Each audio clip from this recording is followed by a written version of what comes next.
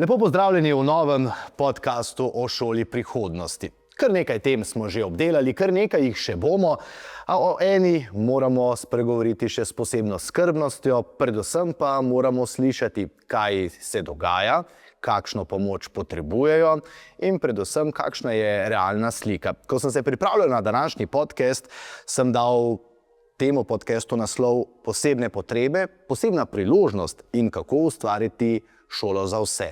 Ter seveda, ali je to sploh mogoče. Z nami so danes kar 4 gosti. En lep pozdrav, živjo. Ja, najprej bom pozdravil vaju. Dajana, en lep pozdrav. Koliko si stara? 11. 11 let. Leon, ti pa? 15. 15. Je naporno priti takole v studio pred kamere, pa k taknemu učitelju, kot sem sam? Ali je kaj strah? Ne. Ne, okej. In en lep pozdrav seveda tudi ravnateljici Aleksandri Valančič iz osnovne šole Poldeta Stražišarja. Kranj je to, ne? Jesenice, se upravičujem, ja. In pa učiteljici Brini Biličič-Gorišek, učiteljica in socialna specialna pedagoginja. Tako, se moram tudi sam kje popraviti. Najprej morda res začnemo z vsemi temi, ne vem, ali je mit, ali je resnica, ampak takole je, ne? Ko sem se pripravljal, ko prebereš, rečeš, vsako leto je v Sloveniji več otrok z odločbami.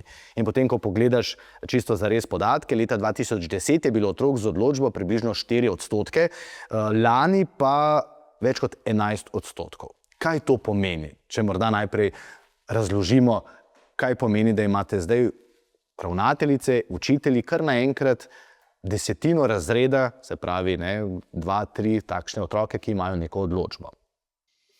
Ja, število odločb zares raste. Čemu to pripisati? Verjetno so različni vzroki zadaj. Nekaj je zagotovo subtilnost, nekaj je zagotovo tudi ojačana svetovalna služba, ojačano prepoznavanje teh otrok v javnosti. Predvsem pa je pomembno, da prepoznamo vsakega otroka posebej, da opazimo njegove posebne potrebe, pa ne samo to, tudi močna področja, in če opazimo močna področja, lahko na tem gradimo, tista šibkejša pa s pomočjo močnih nadgrajujemo. Tako da ja, število odločb narašča, število otrok po naših šolah, se pravi na šolah za otroke s posebnimi potrebami, prav tako narašča. Različni dejavniki so tukaj, kot sem že prej omenila, tukaj od genetike do priseljevanja, tudi starost mater je izjemnega pomena. Tukaj, kot je znano, dekleta se vedno kasneje odločajo za nosečnosti in porode in starejša, ko je mama, več težav se lahko pričakuje. Pa ne samo v nosečnosti, ampak tudi pri samem razvoju otroka. Koliko učenk in učencev imate na vaši šoli na Jesenicah? Ko sem pred 11 leti začela kot ravnateljica na naši šoli, smo imeli skupno 37 učencev. Danes jih je preko 80 in ti otroci preko leta, tekom šolskega leta kar naprej prihajajo. Tudi za naslednjo šolsko leto se nam obeta večje število otrok, tako da nas pesti kar huda prostorska stiska. Prostorska, kaj pa kadrovska? Kako je pa s kadri? Moram reči, da smo ena redkih šol verjetno, ki imamo kadre zelo dobro pokrite. Seveda obstaja kar nekaj učiteljev, ki potrebujejo še, morda strokovni izpit, morda diplomo, ampak kadrovsko smo kar dobro pokriti in učitelji, moram reči, kar radi prihajajo k nam učiti. Imamo vsako leto kar nekaj prošenj. Seveda pa to ni povsod tako, Kadrovska stiska po Sloveniji je velika, specialnih pedagogov primanjkuje, prav tako logopedov in ostalega strokovnega kadra.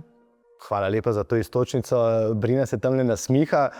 Mlada učiteljica ste, Brina. Kako to, da ste se našli in znašli v tem poklicu učitelj in specialni pedagog? Za študij sem se v bistvu odločila na podlagi izkušenj, ki sem jih pridobila tekom gimnazije. V bistvu prvotno prihajam iz Novega mesta in naša gimnazija je imela eno takšno način dela, ko smo lahko spoznavali tudi različne poklice in eden izmed teh poklicov je bil tudi specialni in rehabilitacijski pedagog. Tako da sem imela priložnost obiskati večkrat tudi osnovno šolo Drakatina Keteja, ki je tam takšna kot naša Foldes Režišarja. Prav tako sem bila pa tudi kot prostovoljka v VDC-jih in pa tudi preko različnih teh organizacij, sem bila prostovoljka. Tako da sem se tam nekako našla, prepoznala med temi otroki, med to populacijo in sem potem nadaljevala študij specialne in rehabilitacijske pedagogike na Pedagoški fakulteti v Ljubljani. Še veliko vas bom spraševal brez skrbi, ampak zdaj mislim, da je čas, da sta zdaj vidva na vrsti. Kako je v šoli? Dobro, dobre ocene imam, šla bom v 6. razred, imam veliko prijateljev. Koliko časa si že na tej šoli? Približno 1 leto. 1 leto. A je zdaj tukaj lažje, kot je bilo morda prej? Ja? Kaj je drugače? Hitrost, pa pač. A so učiteljice bolj prijazne? Tudi? So tudi sošolke in sošolci bolj prijazni? Kaj je bilo najtežje v prejšnji šoli? Kaj ti res ni bilo všeč? Slovenščina. Zaradi branja pa tega ni mi bilo všeč. Tako ni mi bilo. Ne. Kaj pa zdaj? Raje bereš? Kaj bereš v tem trenutku oziroma zdaj? Kakšno zanimivo knjigo, ki bi jo tudi meni priporočila? Kapitana Gadnika strip. Ok. Je zanimiv? Ja. Kaj pa ti, Leon? Kdaj si prišel na Jesenice v to šolo? 2016. 2016? Kako je? Dobro. Dober? Kaj ti je najbolj všeč? Učitelji so pač prijazni. Ti pomagajo, če česa ne razumeš. Kaj ti je najtežje? Kateri predmet je morda najbolj zapleten ali pa zahteven zate? Matematika. Tudi meni je bilo. Kaj to pomeni? Da učiteljica mora malo bolj pomagati pri kakšnih računih ali da moraš tudi doma potem veliko vaditi? Ja, moram tudi veliko vaditi doma. A se ti zdi ta razred, v katerega hodiš, zdaj si v 9. razredu? Ja. V 9. razredu težek? Odvisno od predmeta. Se pravi, si se mogel zdaj že vpisati naprej? Ja. Kam greš? V redovalcu za pomočnika v biotehniki in v skrbi. Torej že veš, kaj bi rad bil po poklicu? Ja, Kaj boš počel? natakar. Odlično, bravo. No in zdaj seveda vprašanje. Ko pridejo otroci k vam, najprej razdelajmo, kaj se zgodi, kdo mora biti pobudnik in kdo se mora s tem sprijazniti. Ja, to je pa eno zelo zahtevno področje za predebatirati. Otroci pridejo k nam na podlagi odločbe o usmeritvi. Postopek lahko sproži ali šola, ali vrtec, ali starši sami. Če pridejo otroci že v najzgodnejšem obdobju v vrtcu, je za nas najlažje in tudi za otroka je najlažje. Ko pa otroci pridejo kasneje, se pravi, da so že nekaj časa vključeni v redne programe in tam dolgo časa neuspešni, pridejo k nam kar v hudih čustvenih stiskah. Ko govorim o čustvenih stiskah, mislim tukaj na različne psihosomatske težave, pogoste odsotnosti. Otroci imajo različne težave, naprimer motnje hranjenja, pojavljajo se različne vedenjske, čustvene težave. Pogosto jih boli trebušček, to ponavadi navajajo. In ko so enkrat usmerjeni v ustrezen program, se nam pa starši ponavadi pridejo zahvaliti in povejo, da so res hvaležni, da smo jim vrnili zdravega otroka, takega otroka, ki ga poznajo odprej. Seveda, to je za starše najtežja odločitev. Starši grejo pač skozi vse faze žalovanja izgube zdravega otroka. In starše je treba pri tem razumeti in jih pri tem podpreti. In vedno pravim, tudi staršem, ki prihajajo, naprimer, vpisati otroka v prvi razred, da morajo poskusiti vse. Če ne drugega, zaradi sebe, da ne bodo imeli nekoč nekega občutka krivde, da niso naredili vse za otroka. Je pa mogoče tukaj potrebno izpostaviti, da mi izvajamo 2 programa. En je za otroke, kot sta Dajana in Leon, ki bosta zaključila 9. razred kot njuni vrstniki in se vpisala potem na srednješolske programe. Drugi program, tega pa starši bistveno težje sprejmejo, je pa posebni program, sem se pa vključijo res tisti otroci, ki bodo kasneje potrebovali vso pomoč skozi življenje, pri samostojnosti, pri negi in tako naprej. Tudi v tem programu bomo še kakšno rekli, pa bi mogoče Brina vas zdaj vprašal. Učitelj ima na primer 22 učencev, od tega 5 z odločbami, 1 z učnim programom po prilagojenih standardih, hkrati pa še 3 nadarjene. Zdaj govorimo o navadni šoli, na primer, enega pomočnika učitelja, 2 uri na dan in potem kar naenkrat govorimo, da se v takšnem razredu res težko dela z vsemi. Pa vendarle vsi otroci hodijo v šolo zato, da bi imeli isto izhodišče, starši si pa želimo tudi vsi, da bi bili na koncu zelo uspešni. Verjetno se veliko pogovarjate s kolegicami, s kolegi. Kako je danes v takšnem razredu delati? Je torej to, kar opisujete, je stanje v rednih šolah, mi imamo tukaj malo drugačno sliko, v mojem oddelku je 8 otrok, poučujem v prilagojenem programu z nižjim izobrazbenem standardu. Tako da razumem stisko teh učiteljic, hkrati pa mislim, da se da veliko stvari narediti, vendar je to tudi odvisno od podpore, ki jo ta učitelj prejema. Mislim, da je zelo pomembna podpora šolske svetovalne službe, podpora mobilne službe oziroma če ima tudi redna šola svojo lastno specialno pedagoginjo oziroma lastnega specialnega pedagoga in pa tudi predvsem podpora vodstva. Tukaj lahko pride v veliko pomoč to učitelju, ki se znajde v takej situaciji. Je pa zahtevno, veliko prilagajanja, hkrati pa je potrebno veliko znanj, da vse te posebne potrebe, pa ali so to otroci z odločbami ali pa posebne potrebe, ki jih ima vsak od nas, da to nekako usklajuje in upošteva pri delu. In zdaj moje podvprašanje, a je tega znanja v Sloveniji dovolj in ali je dovolj zavedanja, da je to znanje še kako potrebno, ker pogovarjamo se na eni strani zgolj o številu odločb, na drugi strani pa zelo redko spoznamo kakšno takšno Brino, na primer, Ja, mislim, da je tega, da smo v manjku tega znanja. Tudi sama, se še zmerno rada učim, rada raziskujem nove pristope, nove metode, tudi mogoče kakšne stvari, ki so pri določenem učencu delovale, ko pride nov učenec v oddelek, je treba na novo odkriti, v bistvu otroka v celoti. Tako da ja, predvsem pa mislim, da je treba okrepiti vse, strokovne delavce v šolstvu na tem področju in so ta znanja še tako pomembna in ne glede na to, na starost izkušenj, je to znanje res pomembno. Pozabil sem te prej vprašati, če že veš, kaj bi rada ti počela v življenju. Kakšen poklic bi si izbrala?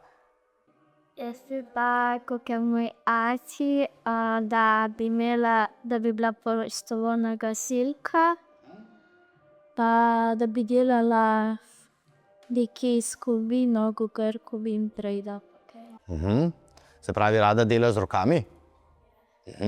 Tudi doma pomagaš, ne vem, v kuhinji, pa svojemu očetu? Ja. Koliko takšne želje ali pa, ne vem, takšne vse to so res želje in potem usmeritve prepoznate in jim pomagate, da se uresničijo? Tukaj mislim... Ja, naprej otroke tako, ja.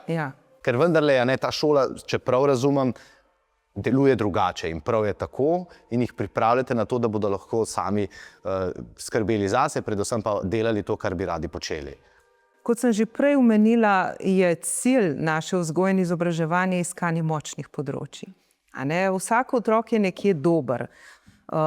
Absolutno ima tudi težave na nekem področju, ampak bistveno je, da spodbujamo te njihove pozitivne lastnosti, te njihove prednosti, ki jih imajo. Pri nas recimo, jaz naše učitelje lahko samo pohvalim, vedno jih samo hvalim. Za 80 otrok recimo je trenutno na voljo 35 interesnih dejavnosti. To pomeni, da vsak otrok lahko zase nekaj najde. za vsakega otroka tudi mi nekaj najdemo in poskušamo. Tudi kasneje, ko se odločajo o nadaljevanju življenjske poti, šolske poti. Morda se spomnite iz svojih let, o tem, kaj bomo začeli, kam bomo šli v srednjo šolo, smo se začeli v 9. razredu pogovarjati, oziroma mi še v 8., ker smo starejšega datuma.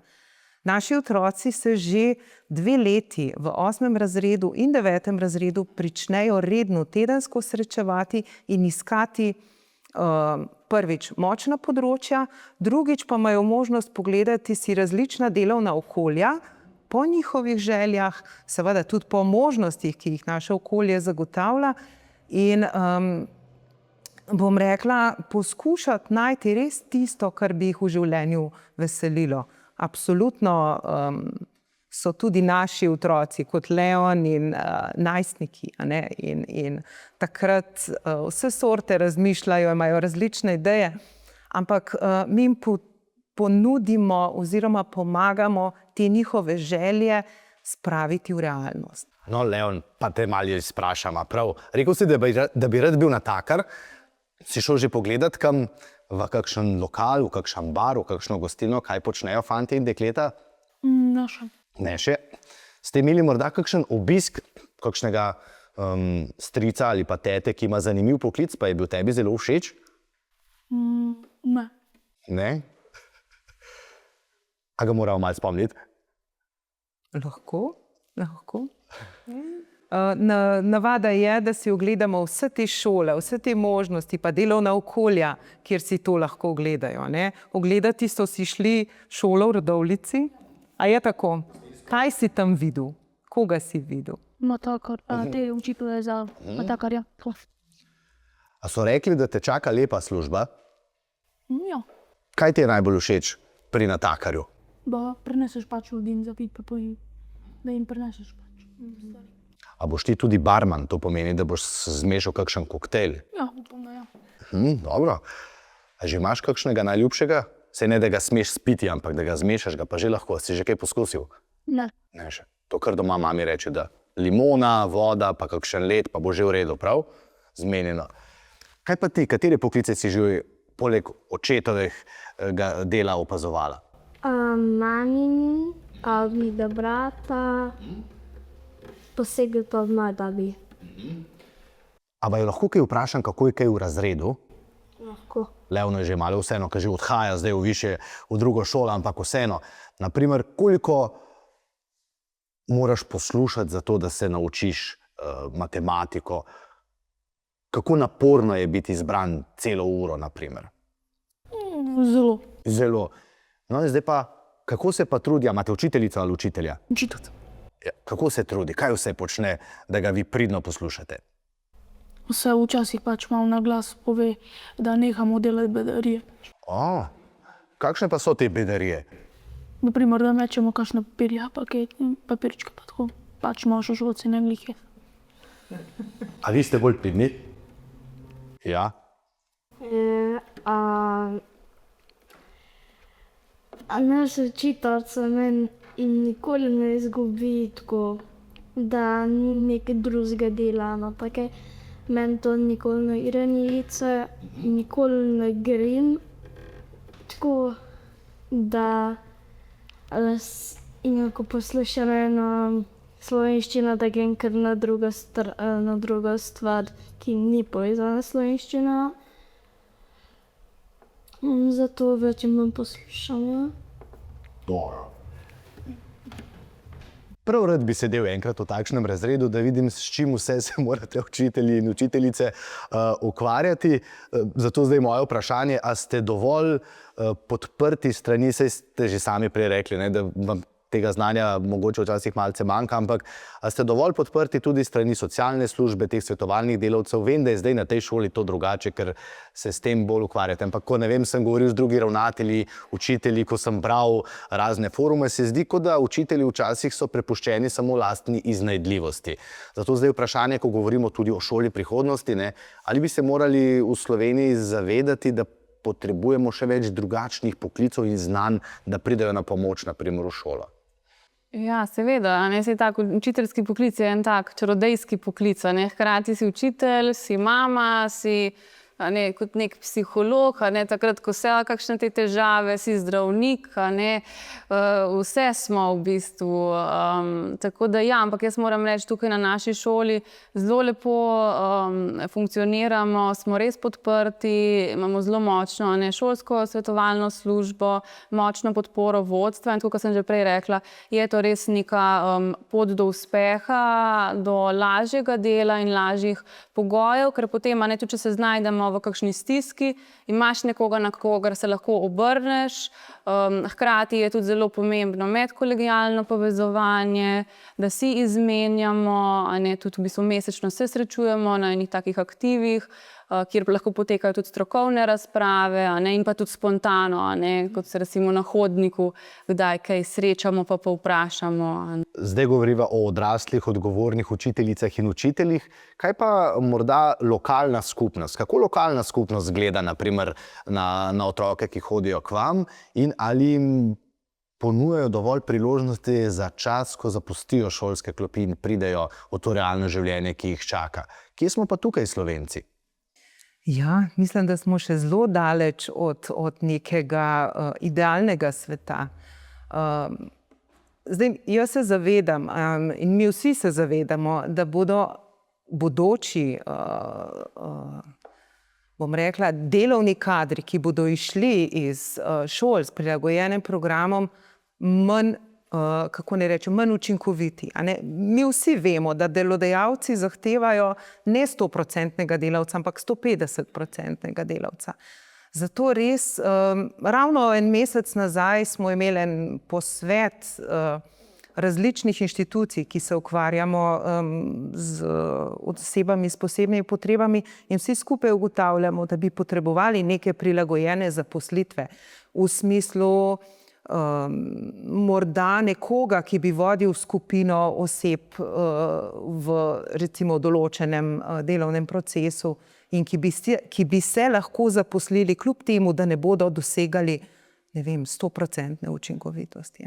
V Avstriji imajo tak primer, se mi zdi, da ko lokalna skupnost ali pa podjetje že tekom šole iščejo, pokažejo, kaj v bistvu ponujajo in tudi ta pričakovanja v narekovaju seveda spustijo in prilagodijo. Ste kdaj pogledali čez mejo te slovenske šole s prilagojenim programom? Zagotovo imate poglede v dobre prakse. Kje so morda vredne posnemanja? Ja, ravno decembra smo bili v Nemčiji na eni zelo podobni šoli, kot smo mi. Vsi se soočajo z zelo podobnimi situacijami. Seveda so primeri zelo dobrih praks, tudi pri nas imamo te dobre prakse, ne? Ampak kot sem rekla, v globalu pa je vseh teh možnosti bistveno manj. In tudi država potem seveda podpre take ljudi, ki neke delovne učinkovitosti in pa usposobljenosti do te mere, da bi bili sposobni sami živeti, ne zmorejo. Zdaj sta pa spet vidva na vrsti, da vaju malce pa vprašam. Prej smo slišali ravnateljico, ko je rekla, da imate 35 različnih predmetov, če sem prav razumel, interesnih dejavnosti. Kaj počneš ob matematiki pa slovenščini? Katero si izbrala? Meni je zelo všeč kino, da gremo z učiteljico Ivano v kino. Nazadnje smo šli in gledati Stitch, Plemenje žirca. Tako, in mi je prav zabavno. Kaj pa ti rad počneš? Katero dopolnilno dejavnost si izbral? Jutranji šport. Šport? Jutranji šport, to pač prije zjutraj pa igraš pač z drugimi pač nogometa pa kakšen šport. Nogomet, najljubši šport? Ja. Najljubši nogometaš pa? Kdo si? Messi? Ja. Zdaj že kar stara, ni? Ja. Pa še vedno najboljši? Ja. Kaj pa med Slovenci? Benjamin Šeško. Enako bi odgovoril, bravo. Te dopolnilne dejavnosti, to spet vprašam. Včasih v slovenski šoli govorimo tako, češ, da ni najboljša, da malce zaostaja in marsikje morda bi se dalo kaj popraviti. Ampak ko govorimo o šolah s posebnimi potrebami, se mi pa zdi, da se pa lahko pohvalimo, da imamo ta res velik občutek in predvsem to naredite pa zaposleni in zaposleni v teh šolah. Kaj pomeni takšna dejavnost, ne vem, kino, naprimer, za takšne otroke? Ja, ogromno. So to tudi izkušnje, ki jih mogoče kdaj nekateri niso deležni, da grejo, ravno to, kar ste prej izpostavljali. Te interesne dejavnosti so tudi način, da se povezujemo z lokalno skupnostjo, da grejo otroci ven iz šole, da se povezujejo, je zelo velikega pomena. Tudi recimo znotraj šole in enega projekta smo naredili tudi nekaj mreženj z rednimi osnovnimi šolami, torej smo šli ali mi tam na obisk ali pa oni k nam, ampak to otrokom res veliko pomeni. Ta vključenost je pa to, ponovno odvisno od neke samoiniciativnosti in pripravljenosti šole, ampak mislim, da res tukaj ste omenili, take šole, kot so naša, zelo se trudimo, da čim bolj vključimo otroke v lokalno skupnost in tako, kot ste prej te poklice omenili.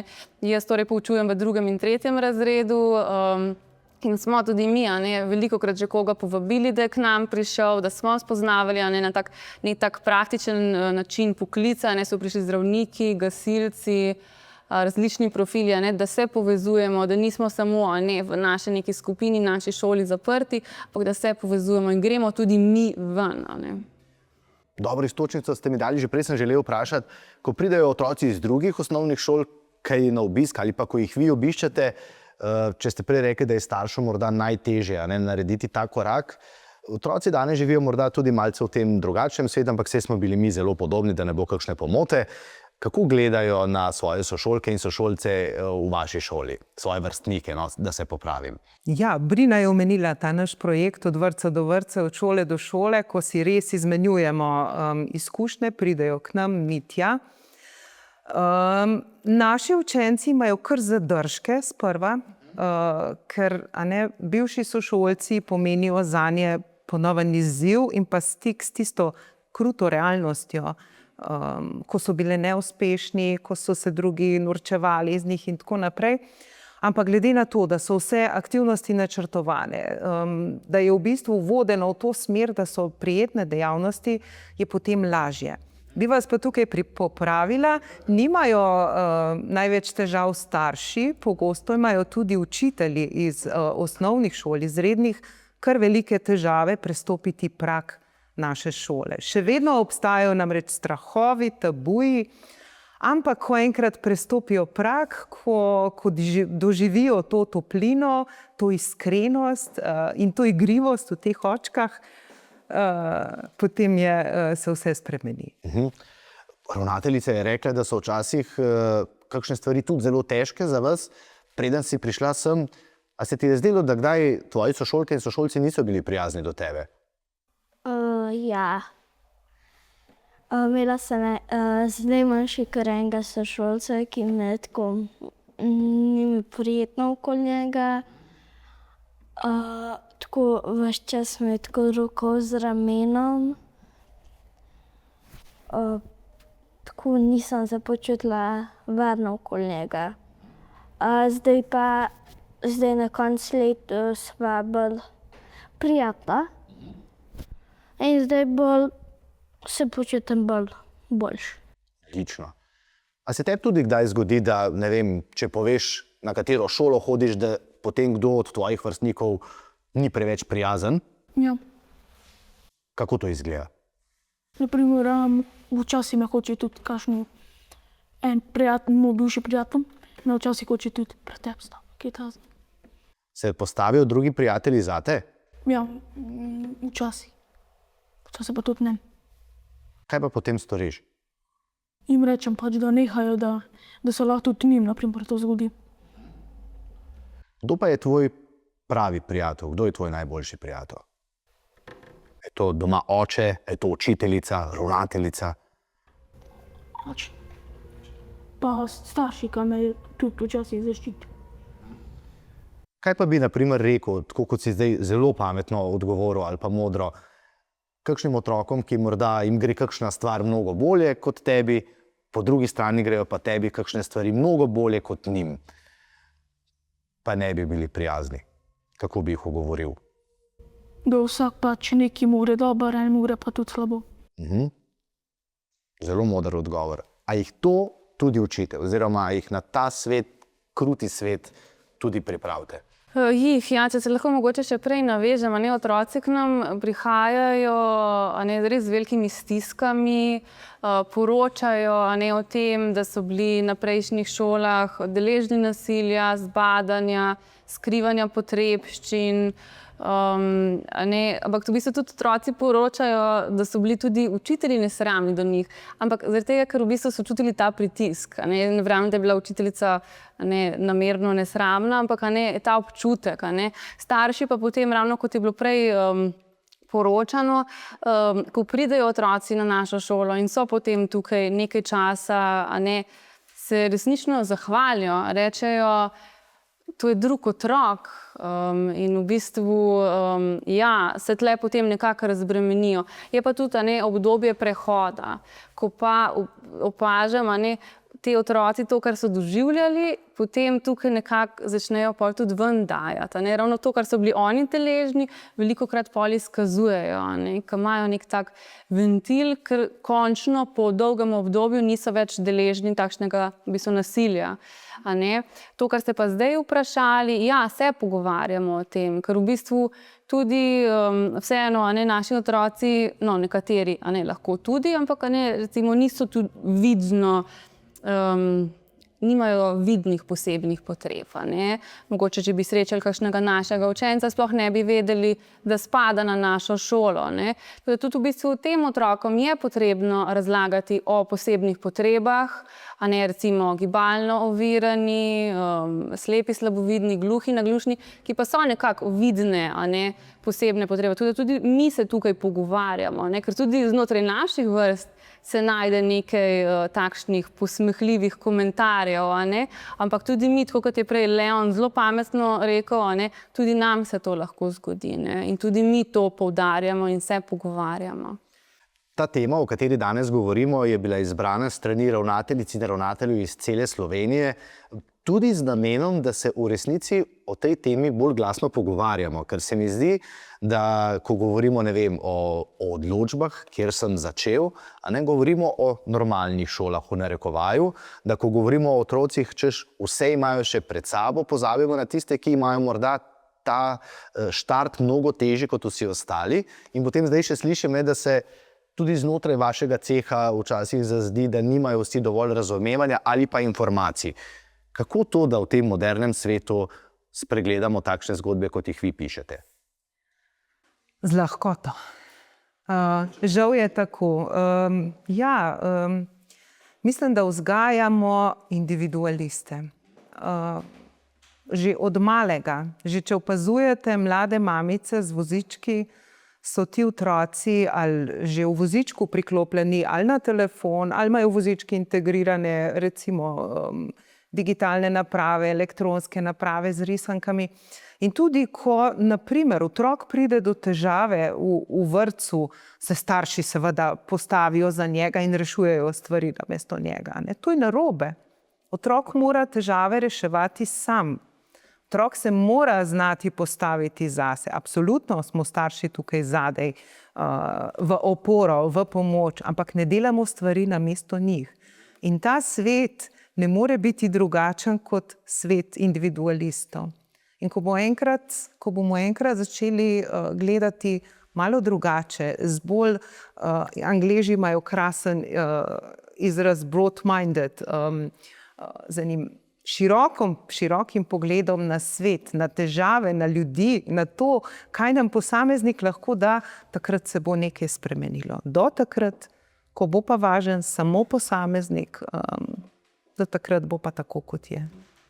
Zdaj sta pa spet vidva na vrsti, ja prav. Potem se bo pa šolska ura počasi končala. Kakšen sladoled imaš najraje? Danes sem glihkrat dobila sladoled, pa sem meni najraje čoko banana. Čoko banana? Kaj si pa ti izbral? Piškot. Piškot sladoled.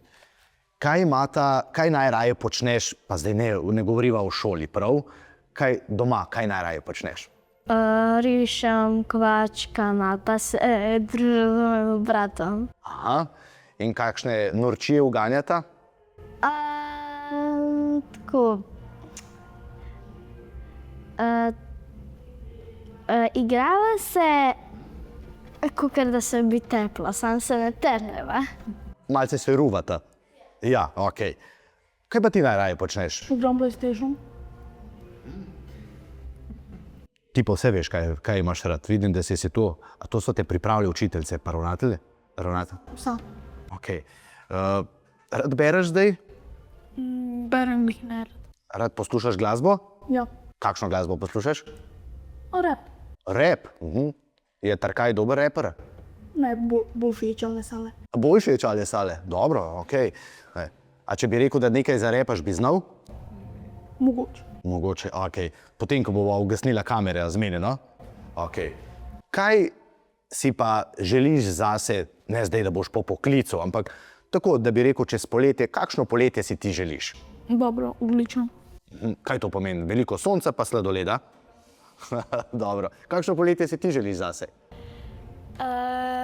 Veliko, da se družim z mojim novim bratrancem, ki se je rodil nedolgo nazaj. Pa da sem vesela, da sem sploh na tem svetu.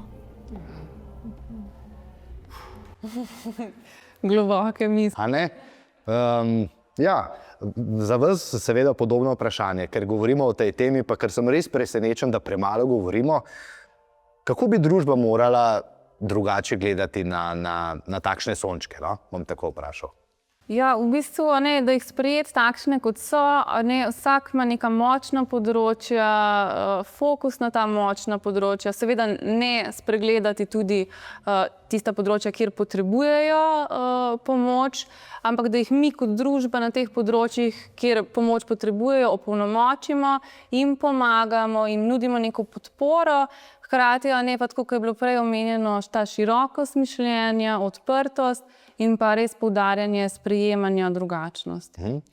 Ja, za zaključno misel bom vas, gospa ravnateljica, seveda prosil, glede na to, da je bil namen tega pogovora, da vas malce spoznamo, da vemo, s čim se ukvarjate, se mi zdi, če že govorimo o šoli prihodnosti, morda ob koncu ključno vprašanje, a lahko še kaj dodamo, da jih pripravimo na življenje, ki jih čaka, in da kot družba prepoznamo, da je to v bistvu naša skupna odgovornost.